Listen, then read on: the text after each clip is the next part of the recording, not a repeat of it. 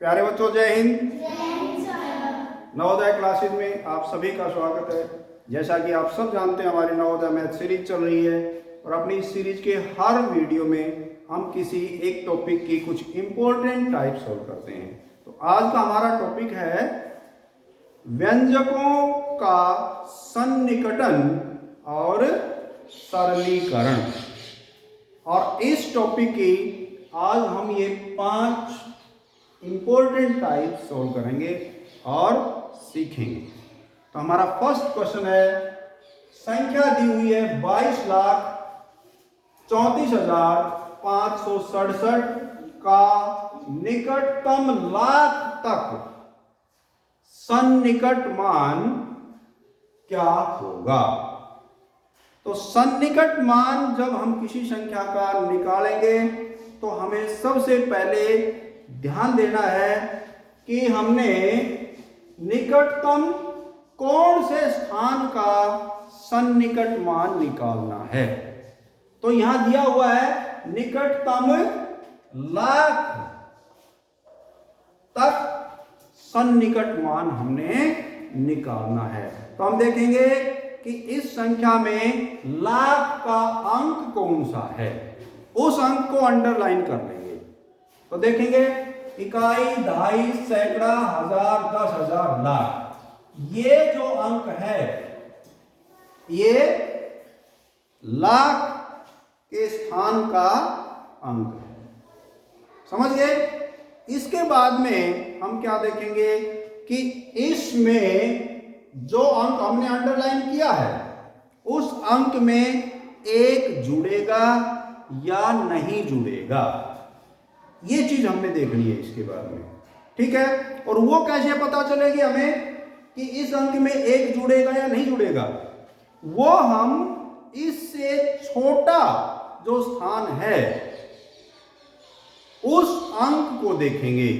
तो हम जानते हैं कि लाख से छोटा स्थान कौन सा होता है, 10,000 का। तो हम देखेंगे कि 10,000 के स्थान पर कौन सा अंक है और वह अंक 5 या 5 से बड़ा तो नहीं है। यदि वह अंक 5 या 5 से बड़ा है तो जिस का हमने निकटतम मान निकालना है उसमें एक जुड़ेगा। ठीक है। और यदि वहां पर 5 से छोटा अंक है तो वह अंक वैसे का वैसा रहेगा। समझ में आ गया। और जो उससे बड़े जो स्थानीय मान हैं, स्थान है जो बड़े, उन पर जो अंक है उन पर कोई फर्क नहीं पड़ना।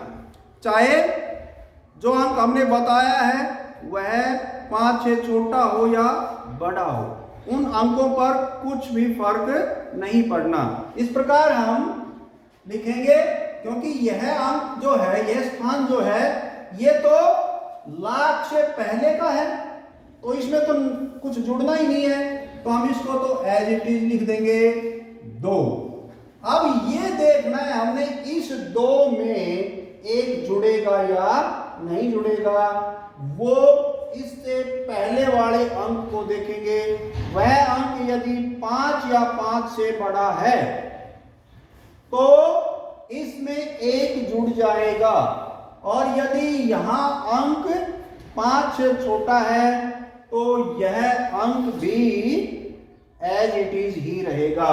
तो यहां पर जो 3 है यह 5 से छोटा अंक है, तो इसमें एक नहीं जुड़ेगा और ये रहेगा 2 का 2। ठीक, यहां तक समझ में आ गया। इसके बाद हमने ध्यान देना है कि हमने निकटतम लाख तक सन्निकट मान ज्ञात करना है। तो लाख से छोटे स्थान इकाई तक जितने भी अंक हैं वो सारे अंक क्या हो जाएंगे, शून्य हो जाएंगे। तो लाख का अंक हमारा है 2 और इसके बाद में 1, 2, 3, 4, 5, ये जो 5 अंक हैं, चाहे यहां कुछ भी हो, वो सारे अंक क्या हो जाएंगे, शून्य हो जाएंगे। और हम यहां पर 5 शून्य लगा देंगे। इस प्रकार जो हमारी संख्या आई वो 22,34,567 का निकटतम लाख तक सन्निकट मान होगा। समझ में आ गई सारी बातें? आगे चलें। नेक्स्ट क्वेश्चन, 12 जमा 9 का 1/3 घटा 1/2 का मान क्या होगा? अर्थात जो ये व्यंजक दिया हुआ है इसको यदि हम सॉल्व करेंगे, सॉल्व का मतलब ये है कि ये बहुत सारे पद दिए हुए हैं, टर्म हैं, एक से ज्यादा टर्म हैं, उन सारी टर्म को हम एक बना दें तो क्या आएगा? सरल करने का या हल करने का मतलब यही होता है कि जो एक से ज्यादा पद दिए हुए हैं उन पदों को हम एक बना दें हल करके, वह सरलीकरण करना कहलाता है। ठीक है ना, यानी कि सोल्व करना कहलाता है। ठीक है, लेकिन उसको करें कैसे? जब कोई टर्म हमारी भिन्न के रूप में है और उनके बीच में आधारभूत जो हमारी संक्रियाएं हैं, यानी जोड़ घटा गुणा भाग हैं, जैसे जैसे जो चिन्ह हैं उसी उसी तरह से हम उनको हल कर देंगे। और उनको हल करने का भी हमारे पास एक फॉर्मूला है, एक सूत्र है, जिसको हम क्या कहते हैं? BODMAS। क्या कहते हैं? BODMAS। इससे हमें पता चलता है कि सबसे पहले हमें क्या सोल्व करना है। तो ये जो फॉर्मूला है ये क्या बताता है कि सबसे पहले ब्रैकेट, B फॉर ब्रैकेट, हम ब्रैकेट सोल्व करेंगे। लेकिन ये भी यहां ध्यान रखना है कि जब ब्रैकेट सोल्व करेंगे तो सबसे पहले छोटी ब्रैकेट सोल्व करेंगे, फिर बीच की ब्रैकेट जिसको हम मिडल ब्रैकेट बोलते हैं, मझली कोष्टक बोलते हैं, उसको सोल्व करेंगे। उसके बाद में जो बड़ी कोष्टक है उसको सोल्व करेंगे। ब्रैकेट सोल्व करने का मतलब पहले छोटी कोष्टक, फिर मझली कोष्टक और फिर बड़ी कोष्टक। ठीक है, अब कोष्टक सोल्व होने के बाद में हम फिर वहां देखेंगे कि चिन्ह कौन से हैं, और उन चिन्हों में सबसे पहले हम क्या देखेंगे? ओ यानी का। यदि का है उस व्यंजक में तो हम उसको सोल्व करेंगे। फिर उसके बाद में डिवाइड, मल्टीप्लाई, एडिशन और सब्ट्रैक्शन। ठीक है, तो ये जो हमारा व्यंजक है इनमें देखो सबसे पहले हम ब्रैकेट को सोल्व करते हैं, लेकिन यहां पर ब्रैकेट है ही नहीं। ठीक है, इसके बाद में हम देखेंगे ओ यानी कि का। तो का तो है इसमें, लेकिन हमने देखना है कि ये जो का है ये किन दो पदों के बीच में है, हम उन्हीं को सोल्व करेंगे। उससे पहले और उसके बाद के जो पद हैं और जो निशान हैं वो सारे वही रहेंगे। ठीक है, तो हमारे पास का जो है वो है 9 और 1/3 के बीच में। ठीक है, और हम ये भी जानते हैं कि का मतलब होता है गुना। ठीक, तो जब हम इसको सोल्व करेंगे तो भाई क्या करेंगे? काट के सोल्व करते हैं। जब भिन्नों के बीच में मल्टीप्लाई होती है तो हम क्या करते हैं? उनको कैंसिल करके सोल्व करते हैं। तो कैंसिल करेंगे तो यहाँ ये 3 से कट रहा है ना, इसका देखो हर नहीं है तो हम इसका हर एक कर सकते हैं। समझते हो ना? तो अब काटेंगे तो 3 एकम 3 और 3 दिया 9, अर्थात जो ये दो पद थे उनका मान क्या आ गया हमारे पास? 3 आ गया। अब जो ये दो पद हैं इनको तो हम हटा देंगे, इनको क्या कर देंगे? हटा देंगे, और इनको हटाकर जो मान हमारा 3 आया है इनको सोल्व करने से वो लिख देंगे। ठीक है, तो इस प्रकार क्या आ जाएगा? यहां पर 12 और जमा, ये तो एज इट इज रहेंगे। उसके बाद में जो हमने का को हल किया था उसका मान आया था 3, और का के बाद में क्या था, घटा 1/2। ठीक है ना, हमने एक स्टेप सोल्व किया है, हमने का को सोल्व किया है अभी तक। ठीक है, और का को सोल्व करने के बाद जो हमारा व्यंजक था वो व्यंजक बदलकर अब ये बन गया। ठीक है, और अब जो ये व्यंजक है इसमें केवल 2 ही निशान बचे हैं, जमा और घटा के। तो ध्यान रखना है, जब भिन्नों के बीच में जमा और घटा ही बच जाएं तो फिर हम क्या करेंगे, कैसे सोल्व करेंगे उनको, उनका एलसीएम लेकर। कैसे सोल्व करेंगे, उनका एलसीएम लेकर। तो हम 12/1, 3/1 और घटा 1/2 इनका एलसीएम लेंगे, कितना आएगा, इनका एलसीएम आ गया 2। अब आगे सोल्व करेंगे तो 2 को 1 से भाग करेंगे, 2 आएगा भागफल, और 2 को 12 से गुणा करेंगे तो 24। आगे जमा का निशान है, जमा का निशान लगा देंगे। उसके बाद में फिर 2 को 1 से भाग करेंगे, 2 आएगा, और फिर 2 को 3 से गुणा करेंगे तो 6 आएगा। उसके बाद में फिर 2 को 2 से भाग करेंगे 1, और 1 को फिर 1 से गुणा करेंगे तो 1, और बीच में हमारा घटा का निशान है तो घटा का निशान रहेगा, और यहां आ गया 1। यहां तक क्लियर हो गया। इसके बाद में यहां देखो 24 जमा 6 घटा 1, इसका मतलब ये हुआ कि 24 और 6 को तो जोड़ेंगे, और जो जोड़ आएगा इन दोनों का उसमें से 1 को हम घटा देंगे। तो क्या होगा यहाँ पर, 24 जमा 6 कितने होते हैं, 24 और 6 30, और 30 में से 1 घटाएंगे तो क्या होगा 29, और बटे जो एलसीएम है वही रहेगा। ठीक है, अब ये जो हमारा उत्तर आया है सोल्व करने के बाद में आया है, ये कैसी भिन्न है, अनुचित भिन्न है, इम्प्रॉपर फ्रैक्शन है। और जब भी हमारा आंसर इम्प्रॉपर फ्रैक्शन में आ जाए तो हम उसको मिश्रित भिन्न यानी मिक्स फ्रैक्शन में हम बदलेंगे।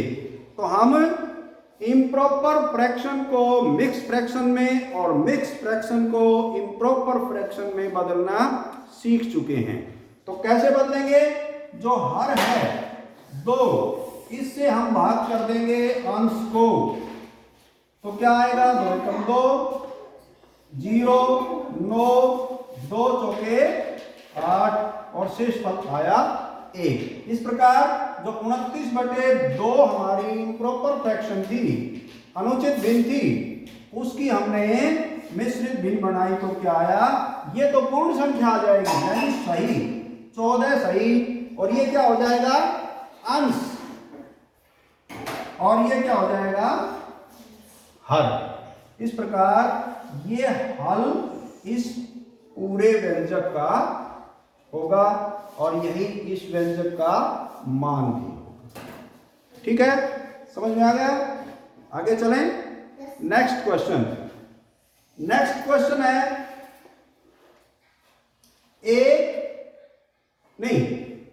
थर्ड 5 गुणा 10 जमा 3 की घात 2 गुणा 10 जमा 4। तो इसको हम जब हल करेंगे तो उसी बोर्ड मास की सहायता से हल करेंगे, लेकिन इसमें एक नई चीज क्या आई है कि इसमें एक जो हमारा पद है, एक टर्म है, वो घात के रूप में आ गई। तो घात अर्थात पावर, हम समझते हैं कि जिस भी संख्या की घात जितनी होती है वह संख्या उतनी बार ही उस संख्या को गुणा कर दिया जाता है। ठीक है ना, यानी कि जिस संख्या की घात 2 तो हम उस संख्या को उसी संख्या से गुणा कर देंगे। इस प्रकार हम घात को हल करेंगे। तो क्या आएगा यहां पर 5 गुणा 10 आगे जमा, ये जो हमारी टर्म है ये घात के रूप में आ गई, यानी कि 3 की घात 2। तो बताओ 3 की घात 2 का मान क्या होगा, 3 को 3 से मल्टीप्लाई करेंगे तभी तो घात 16 होगी। तो 3 को 3 से मल्टीप्लाई करेंगे कितना हो जाएगा 9, और इसके बाद में गुणा में 10 और जमा में 4। हमने एक स्टेप सोल्व किया है अब तक, और वो भी क्या, घात को सोल्व किया है। घात खत्म हो गई, यहां से सोल्व हो गई, इसका मतलब वो चीज वहां से खत्म हो गई। अब इसके बाद में फिर हम बोर्ड मास को देखेंगे कि इसमें इसके अकॉर्डिंग पहले ब्रैकेट इसमें नहीं है, फिर ऑफ इसमें नहीं है, फिर डिवाइड इसमें नहीं है, फिर मल्टीप्लाई। तो हम मल्टीप्लाई को सोल्व करेंगे अब। लेकिन हमें यह देखना है कि जो मल्टीप्लाई है वो मल्टीप्लाई किन किन टर्म के बीच में है, केवल उनको सोल्व करेंगे। और उनसे पहले जो टर्म है और बाद की जो टर्म है और पहले और बाद के जो निशान हैं वो वैसे के वैसे रहेंगे। तो देखो यहां पर मल्टीप्लाई इन दो टर्म के बीच में, और ये जो दो टर्म है ये क्या कहती हैं कि 9 को 10 से गुणा कर दो, सोल्व हो गई है। ठीक है, तो अब क्या आ जाएगा अगले स्टेप में, और यहां पर ये जो दो टर्म हैं इनके बीच में भी मल्टीप्लाई है, तो हम इनको भी सोल्व करेंगे क्योंकि हम इस स्टेप में मल्टीप्लाई को सोल्व कर रहे हैं। तो यहां है 5 गुणा 10, तो 5 गुणा 10 कितने होते हैं 50, जमा 9 गुणा 10 90 और जमा 4। अब यहां देखो सभी संख्याओं के बीच में, सभी पदों के बीच में जमा का निशान बचा है। इसका मतलब हमें इन सभी संख्याओं को जोड़ना है। तो जोड़ेंगे तो क्या हो जाएगा, 50 और 90 कितने होते हैं 140 और जमा 4 144। तो यही इस व्यंजक का क्या होगा, मान होगा। इसका मतलब यह है कि ये जो व्यंजक है वो इस संख्या का बोध कराता है। बोध कराने का मतलब मान है, ये उसका बोध कराने का मतलब उसकी वैल्यू है, उसका मान है। तो ये जो व्यंजक हमारा था यहां से यहां तक, ये जो व्यंजक था ये इस संख्या का बोध कराता है, यानी इसका मतलब ये होता है। ठीक है, समझ में आ गया। आगे चलें, नेक्स्ट क्वेश्चन।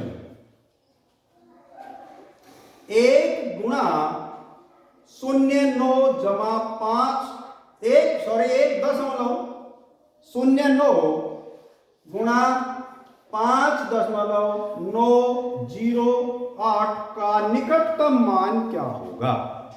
तो निकटतम मान तो हम बाद में निकालेंगे, पहले जो व्यंजक है हमारा उसको हम सोल्व करेंगे।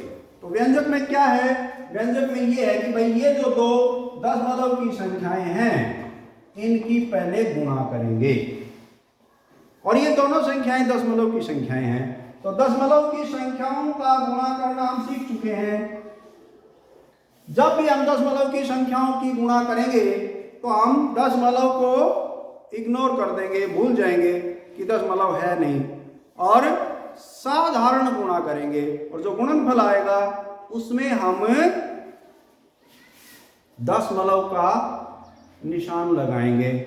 और वो दशमलव लगाने का तरीका भी हमें पता है कि दशमलव की जो दो संख्याएं हैं जिनकी हम गुणा कर रहे हैं उन दोनों संख्याओं में मिलाकर दशमलव के बाद कुल कितने अंक हैं, उतने अंकों के बाद इकाई की तरफ से दशमलव गुणनफल में हम लगाएंगे। ठीक है, तो यहां पर हमारी संख्याएं हैं 1.09 और इसके बाद में 5.908। ठीक है, बड़ी संख्या को हम ऊपर लिख देते हैं, ज्यादा अंकों को, तो थोड़ा आसान हो जाता है हमारा गुणा करना। तो अब हम गुणा करेंगे तो पहले इस संख्या को ऊपर लिख लेंगे 5.908 और 1.09। अब गुणा करेंगे तो 9 × 8 = 72, 9 81, हासिल 8, 9 5 45, 45 और 8 53।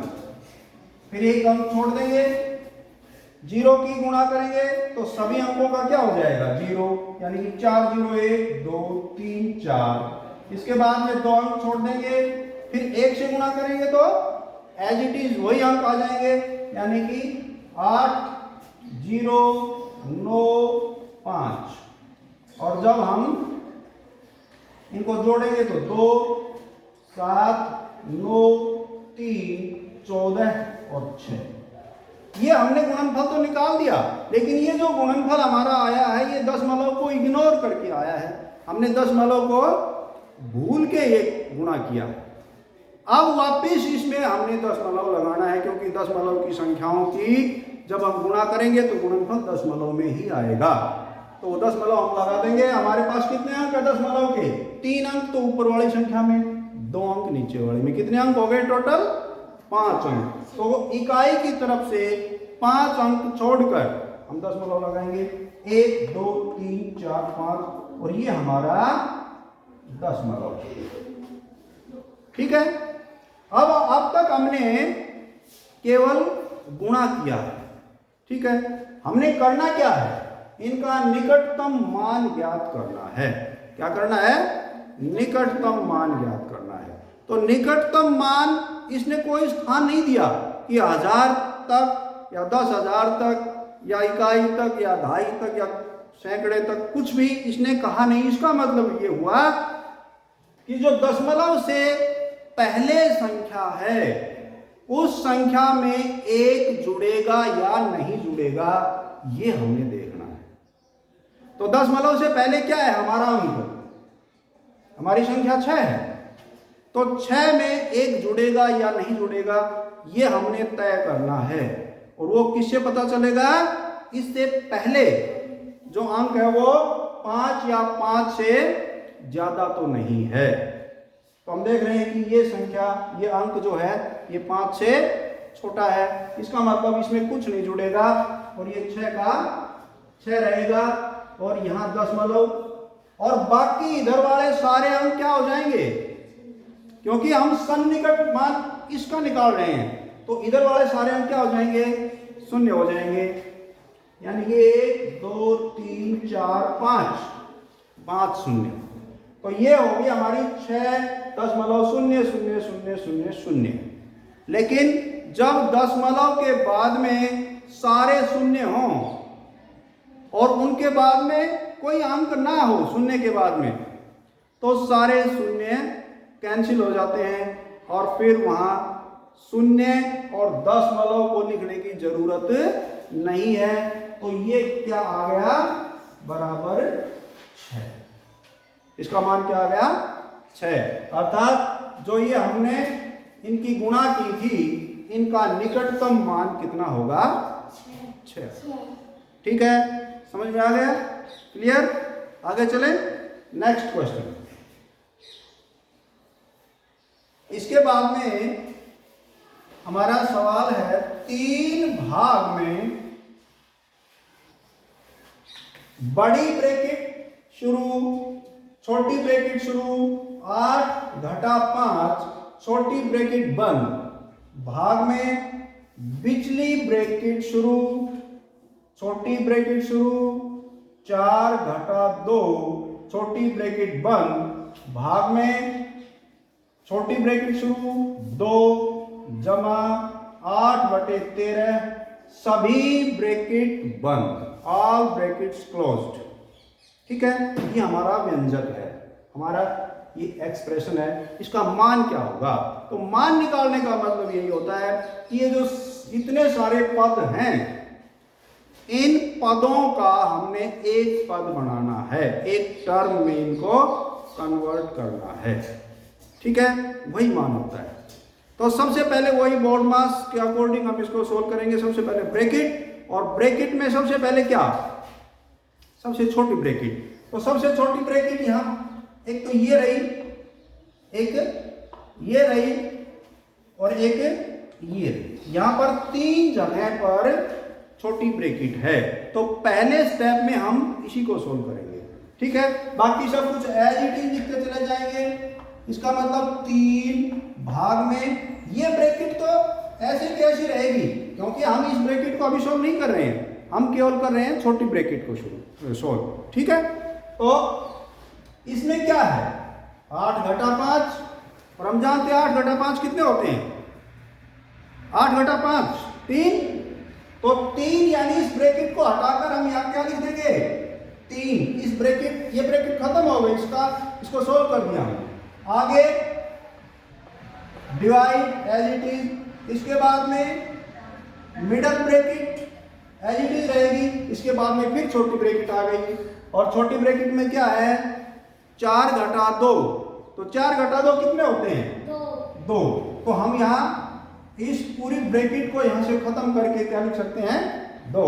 इसके बाद में आगे है भाग, और भाग के बाद में फिर यहाँ पर छोटी ब्रैकेट, लेकिन यहाँ पर छोटी ब्रैकेट में भिन्न है, तो भिन्न की संख्याओं को जब उनके बीच में जमा या घटा हो तो हम एलसीएम लेकर उनको सोल्व करेंगे। ठीक है, तो हम अलग से भी इनको सोल्व कर सकते हैं कि 2 जमा में 8/13 एलसीएम से करेंगे, एलसीएम हमारा 13 आ गया,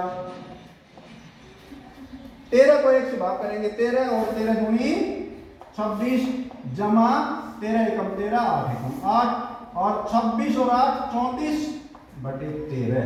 इसका मतलब ये जो ब्रैकेट हमने सोल्व की इसकी वैल्यू आ गई 34/13।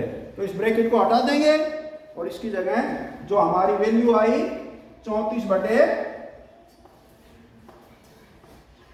ये हम लिख देंगे, और आगे ये मिडल ब्रैकेट क्लोज, और ये जो हमारी बिग ब्रैकेट है ये भी क्लोज। अब तक हमने केवल सबसे छोटी ब्रैकेट को सोल्व किया है, इसके बाद में मिडल ब्रैकेट बीच की ब्रैकेट को सोल्व करेंगे, और वो यहां पर है, एक जगह है बस, और यहां क्या है, यहां है 2 भाग में 13/34। इस ब्रैकेट में जो टर्म है उनके बीच में भाग का निशान है, और भाग के निशान को हम हल करना सीख चुके हैं। भाग की तो गुणा करेंगे, और जो आगे टर्म, जो हमारी टर्म है उसको पलट देंगे। ठीक है, तो क्या हो जाएगा यहां पर, यानी कि 2 गुणा में 13/34, 2 गुणा में 13/34। कुछ कटता है तो काट दो, कट रहे हैं 2 और 34, 2 से 2 एकम 2, और इसको काटेंगे तो 17। इसका मतलब ये आ गया हमारा 13/17। इस ब्रैकेट की जो वैल्यू है वो क्या आ गई 13/17 लिख देंगे। बाकी सब कुछ अभी वही रहेगा। 3 भाग में बिग ब्रैकेट स्टार्ट, और 3 भाग में यहां तक वैसे का वैसा, और इस ब्रैकेट को हमने खत्म कर दिया, और इसकी जगह हमारी वैल्यू आ गई 13/17, और ये ब्रैकेट तो खत्म हो गई, हमारी ब्रैकेट बची है केवल एक बिग ब्रैकेट बची। ठीक है, अब हम बिग ब्रैकेट को सॉल्व करेंगे, और इसमें भी भाग का निशान है, और भाग के निशान को तो हम कैसे सॉल्व करेंगे, बाकी जो ब्रैकेट से बाहर है वो वैसे का वैसा रहेगा अभी। तो 3 भाग में इसको कैसे सॉल्व करेंगे, भाग की गुणा करेंगे और आगे पलट देंगे तो 17/13। या कुछ कट नहीं रहा है तो हम ऊपर वालों की गुणा कर देंगे नीचे वालों की, तो 17×3 = 51, यानी कि 51/13। ठीक है, अब हमारी सारी ब्रैकेट सोल्व हो गई है। हमने सबसे पहले छोटी ब्रैकेट सोल्व की, फिर हमने बीच वाली सोल्व की, फिर हमने सबसे बड़ी सोल्व की। ठीक है, तो अब हमारा जो आ गया वो आ गया हमारे पास 3 भाग में 51/13, और जब 2 भिन्नों के बीच में भाग का निशान है तो हम जानते हैं कैसे सोल्व करेंगे, भाग को गुणा करेंगे, अगली टर्म को पलट देंगे, तो क्या हो जाएगा 3 गुणा में 13/51, 3 गुणा में 13/51। ठीक है, और अब यहां पर जो कुछ कटता है उसको काट देंगे, तो ये कट रहा है भाई 3 और 51, 3 से कट रहे हैं, कितने से कट रहे हैं? 3 से। तो 3 एकम 3 और इसको 3 से काटेंगे तो यहाँ आएगा 17। 17 3 क्या होते हैं ना, ठीक है। अब कुछ नहीं कट रहा तो लास्ट में हमारा बच गया 13/17। अब देखो जो इस एक्सप्रेशन में कितनी टर्म हमारे पास थी उन सबको सोल्व करके हमने एक टर्म बना दी है और इसी को सरल करना, सॉल्व करना है। यानी कि जो ये एक्सप्रेशन है उसका मान क्या आ गया? 13/17। समझ में आ गया? क्लियर? तो प्यारे बच्चों आज के लिए बस इतना ही। Thank you. जय हिंद।